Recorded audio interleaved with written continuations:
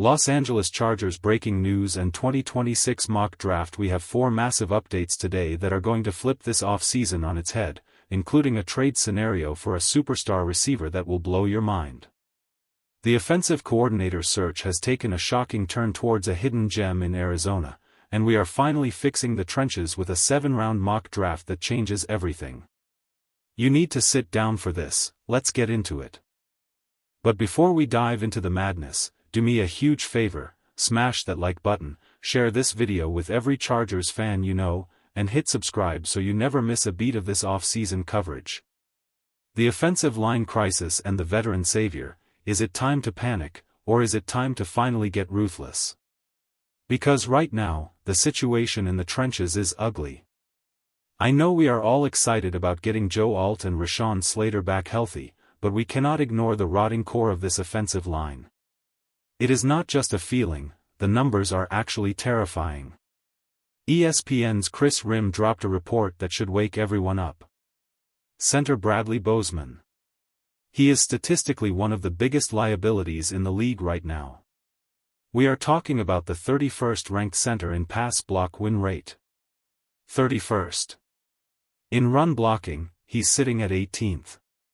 That is simply not good enough to protect a franchise quarterback.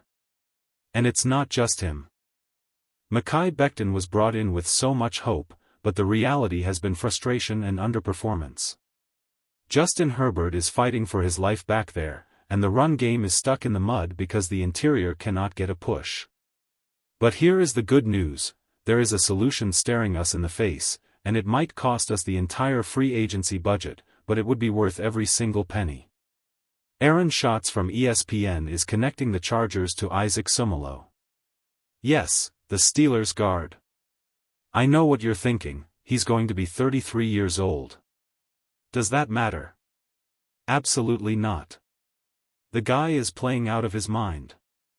In the 2025 season, he posted a 96.9% pass block win rate.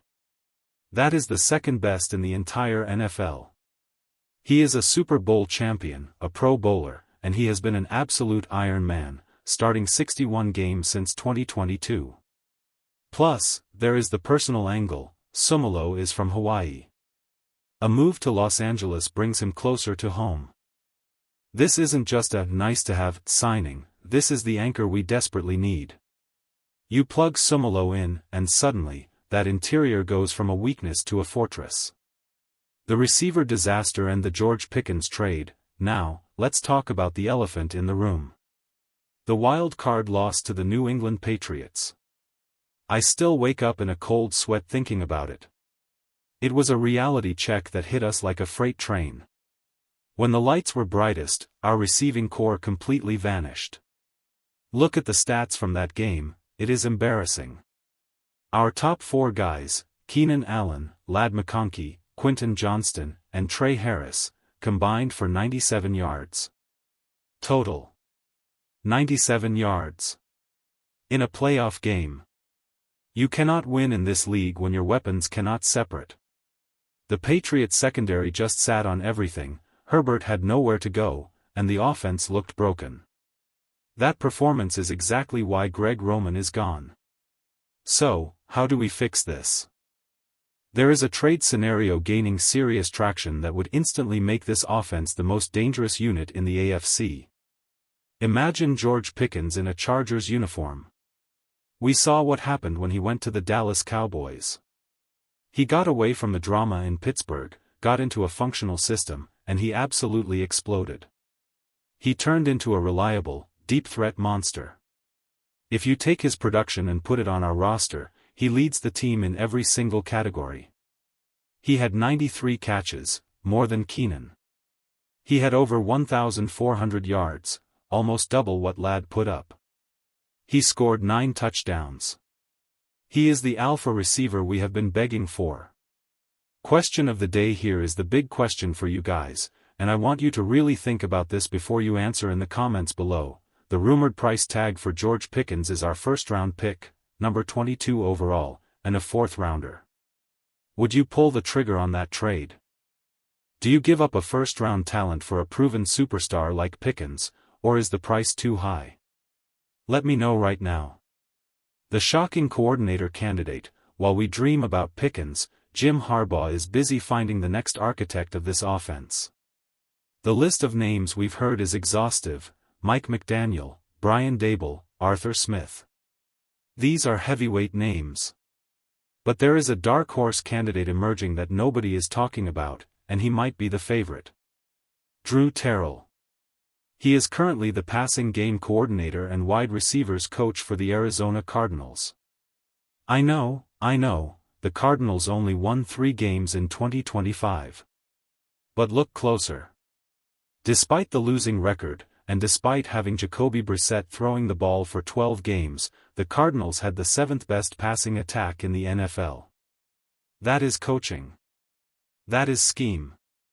And here is the kicker: the Harbaugh connection. Terrell played for Harbaugh at Stanford back in 2009 and 2010. He worked on Harbaugh's staff at Michigan. He understands the culture, he speaks the language. He is only 34 years old, he's hungry, and he has proven he can manufacture yards even with backup quarterbacks. It's not the flashy hire, but it might be the smartest one. The mock draft, fixing the foundation. All right, let's shift gears. We know the problems: the line is porous, we need playmakers, and we have over $100 million in cap space to play with. This mock draft is about pure, unadulterated roster construction. No trades, just staying put and taking the best players on the board. The anchor: we are on the clock. And look at the board, it is beautiful. We have tackles, guards, tight ends all staring at us. But after talking about the disaster at center, I am doing something controversial but necessary. I am taking a guard here. We need a mauler. There is a guy who keeps popping up in my research, a massive human being who can step in day one. I'm taking the best interior lineman available. You might say it's too early for a guard, but when you have Justin Herbert, keeping the pocket clean is the only thing that matters. We grab our starter right here. Done. The steal of the draft moving to the 2nd round. I've heard the philosophy: draft an offensive lineman with every pick. Honestly, I'm tempted. But we have to be smart. There is a name that is falling down the boards: Connor Lew from Auburn. Now, listen. This guy is a first-round talent. The only reason he is here in the 2nd round is because of an injury that pushed his stock down. But he will be ready for the start of the season. He is an absolute technician at center. With Bozeman gone, we plug Connor Lew into the middle of that line and we don't worry about the position for the next decade. He is a steal at this spot. Doubling down, we are in the 3rd round. We have addressed the interior twice. Do we go skill position? Maybe. But looking at the board, I'm seeing value on the edge and at tackle. I'm going to be ridiculous here. I'm taking another guard. Call me crazy, but if we spend our first 3 picks rebuilding the wall in front of Herbert, I am sleeping like a baby. We are building a bully. The depth and the future: as we get into the mid-rounds, we can start looking at best player available. I'm looking at Isaiah World. This is a tackle prospect who has all the physical tools you can't teach. He's huge. He's not a polished product yet, but you put him in a room with Slater and Alt, and let him develop. That is a winning lottery ticket. We don't need him to start week 1, we need him to be the future swing tackle who eventually takes over. The defensive gem late in the draft: we are looking for traits. And I see a guy I know well. Rayshawn Benny out of Michigan. This is a defensive tackle who has been around the block. He is a veteran of the college game. He is mature, he is strong, and he is a disruptor. You bring in a guy like Benny in the later rounds, and he isn't a project, he's part of the rotation immediately. He comes in, stuffs the run, and causes problems. That is incredible value this late in the draft. So, look at what we just did. We didn't do anything fancy. We didn't trade the farm. We just took a sledgehammer to our biggest weakness. We walk away with a top-tier guard, Connor Lew at center, another guard for depth, and Isaiah World as a developmental tackle. That is an offensive line overhaul in one weekend. You combine that draft class with a free agent like Isaac Sumalo. Suddenly, you have a top 5 offensive line. You trade for George Pickens. You have a top 5 receiving core.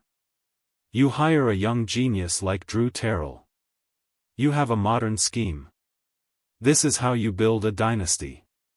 It feels like we are on the verge of something special, but the front office has to have the guts to make these moves. I want to hear from you.